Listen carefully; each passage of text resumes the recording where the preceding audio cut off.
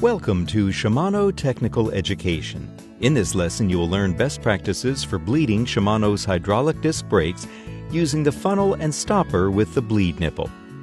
Upon completion of this class, you will know the tools required to perform the funnel bleed procedure using the bleed nipple, know the difference in procedure between the funnel bleed with bleed nipple and bleed valve, and be able to perform the funnel bleed procedure on the new M985, M785, and all other applicable brake models. When performing the bleed procedure on Shimano's newest brake systems, such as the M985 and M785, the funnel and stopper tool are required to bleed the brake. The calipers come with a bleed nipple attached. The M985 also comes with the optional bleed valve. During this lesson, you will learn the bleeding procedure when using the bleed nipple.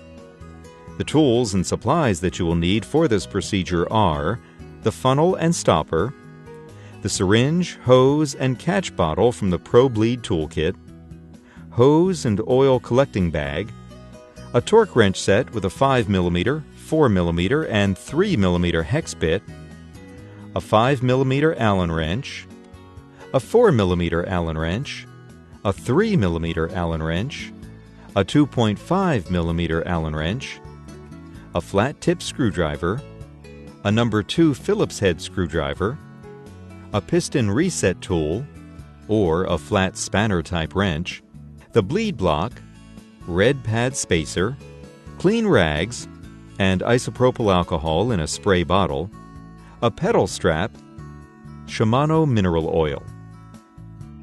Please refer to the service instructions for your specific brake model for additional information. And always use protective gloves and safety glasses when installing and servicing Shimano components. When servicing Shimano's hydraulic disc brakes, use only genuine Shimano mineral oil. Shimano mineral oil is specifically formulated for use with Shimano hydraulic disc brake systems. Other types of hydraulic oil, including other types of mineral oil, will damage the brake system, making it unusable. Always use fresh, clean oil from an uncontaminated container. A link to the service instructions and the MSDS, Material Safety Data Sheet for Shimano mineral oil, can be found at the end of this lesson. To reduce the possibility of air getting trapped in the brake system, set the lever reach and free stroke adjustment back to the original setup. Be sure to track the number of turns made to the adjustment bolt or screw, because later you will need to return the lever back to the adjusted position for the rider. If your brake lever features free stroke adjustment, use a Phillips head screwdriver to turn the adjustment screw counterclockwise all the way out to bring it back to its original non-adjusted position. For levers with an external reach adjustment bolt, turn the bolt counterclockwise until it no longer turns. For brake levers with the reach adjustment bolt located inside the lever, like the M985 or S500, use a 2mm Allen key to turn the adjustment bolt clockwise until the lever is out to its farthest point. Remember to note the number of turns so that the reach can be returned to the adjusted position. Remove the wheel. Remove the C-clip from the pad axle. Use a 2mm Allen wrench or flat tip screwdriver. Remove the axle from the caliper, and then remove the brake pads. If you are going to reuse the brake pads, set them on a clean surface out of the way. It is important to push the pistons back in flush with the caliper surface so that the bleed block can be installed. Use a piston reset tool or a flat tool like a spanner wrench that will cover the whole piston to push the pistons back into the caliper. Do not use a sharp-ended tool. The pistons may be damaged. Push the pistons straight into the caliper without twisting them. If the pistons are difficult to push back into the caliper, you may need to attach the funnel to the brake lever before pushing the pistons back in. This will allow the mineral oil room to move.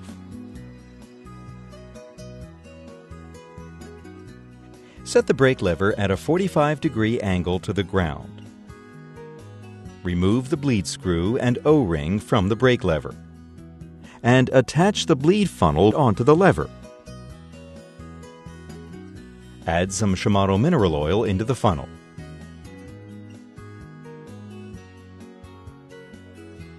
Before removing the caliper from the fork or frame, insert the bleed block into the caliper and secure it with the threaded axle. Detach the caliper from the frame or fork and let the caliper hang down from the handlebar. This will create a more direct path for the air to exit through the lever while the mineral oil is being pushed from the caliper end. Fill the syringe from the Pro Bleed tool with Shimano mineral oil, making sure that all air has been removed from the hose and syringe. Remove the bleed nipple cap. Attach a 7mm box wrench onto the nipple, and then attach the syringe and bleed hose to the bleed nipple. Make sure the bleed nipple remains facing down throughout the bleed procedure. Loosen the bleed nipple 1/8 of a turn and slowly push the mineral oil into the caliper.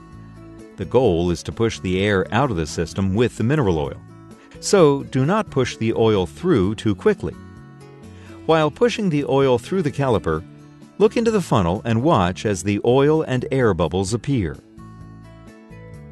Once you no longer see air bubbles coming out of the lever into the funnel, temporarily tighten the bleed nipple.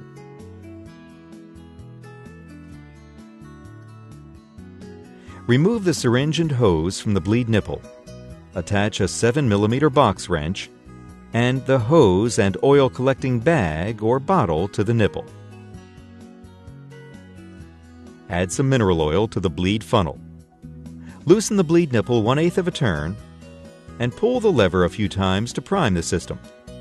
Do not continue to pull the lever at this point of the procedure. You should slowly begin to see the mineral oil and any remaining air bubbles come through the hose and into the collecting bag or bottle. Use a screwdriver and gently tap the hose and caliper to help move the air bubbles down and out of the caliper. Check the oil level in the funnel periodically and add Shimano mineral oil as the level drops while performing this part of the bleed procedure. Once you no longer see air coming out of the caliper, close and tighten the bleed nipple. Add some Shimano mineral oil into the funnel. Pull the brake lever and use a toe strap to hold the lever in position. Open and close the nipple rapidly 2 or 3 times to allow any air bubbles that may remain to escape. Tighten the bleed nipple and remove the hose and oil collecting bag or bottle from the nipple. Tighten the bleed nipple to 4 to 6 Newton meters or 35 to 53 inch-pounds.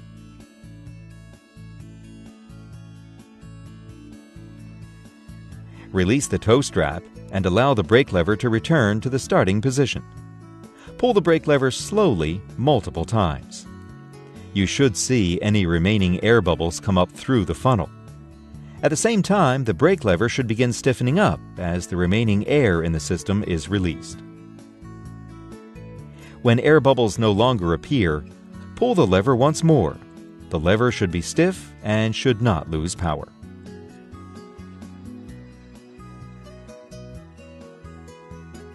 Move the lever into a horizontal position to the ground and then rotate the lever upwards to a 30-degree angle.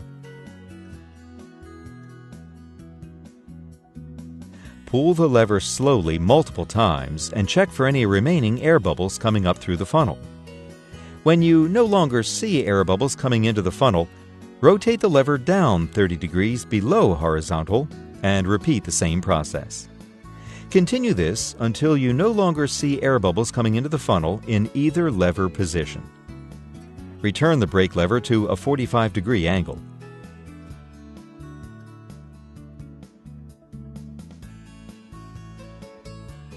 Place the lever in a level position. Plug the funnel with the stopper and remove the funnel from the brake lever. Place the funnel over the opening of the mineral oil container and pull out the funnel stopper to let the oil drain into the container. Remove the funnel and wipe out the inside. Close the container. Top off the brake lever with mineral oil and then reinstall the bleed screw and O-ring into the brake lever. Tighten the bleed screw to the torque specification of 0.3 to 0.5 Newton meters or 2.7 to 4.4 inch-pounds. And use isopropyl alcohol and a clean rag to remove any excess mineral oil from the brake lever. Place the brake lever back to the riding position and make sure the clamp bolt is tightened to the torque specification of 6 to 8 Newton meters or 53 to 69 inch-pounds. Remove the bleed block from the caliper and clean the brake caliper with isopropyl alcohol and a clean rag. Reinstall the caliper to the fork or frame, keeping it loose enough to center over the rotor. Install the brake pads into the caliper and secure the pads with the pad axle and C-clip. Insert the red pad spacer and pull the brake lever a few times to center the brake pads. Remove the red pad spacer and reinstall the wheel.